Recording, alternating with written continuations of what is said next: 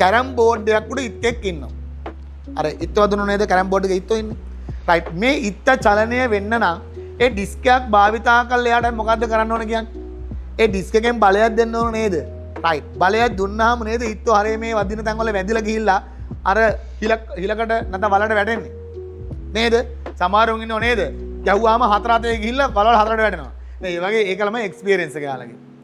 පළපුරුද්දනේ ඕනම ක්‍රීඩාවක ශේෂ්ත්‍රයේ පළපුරුද්ද කියන එක ළමයි මාර වැදගත්. කැරම් ක්‍රීඩාවේ නිරත වෙන කෙනෙක් ඩිස්කයක් ආධාරයෙන් ඒ අර හදලා තියෙන ඉත්තරකට පහර දුන්නට පස්සේදී ඉත්ත චලනය වෙනවා. එයා ඉත්තන්ට පහර දෙන තාක්කල් කොහොමද ඉත්තෝ හිටියේ? ඉත්තරක නිශ්චලව හිටියා. පහර දුන්න ගම විසිරිලා චලනය වුණා. සමහරු වලට වැටුණා. සමහරු තැන් වල එහෙම ඉන්නවා. එනම් කැරම් ඉත්තෙකුට පහර දීම නිව්ටන්ගේ කීවෙනි නියමයේද? පළවෙනි නියමය නේ.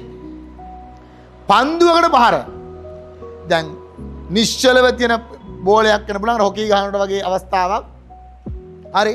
නැත්නම් පන්දුවක් එනකොට එන පන්දුවට වෙන්න පුළුවන් පහරක් දෙනකොට ඒ මොකද්ද? ඒකත් නිව්ටන්ගේ පළමු නියමය නෙමෙයිද?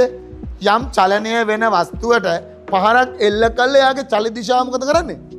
වෙනස් කරනවා.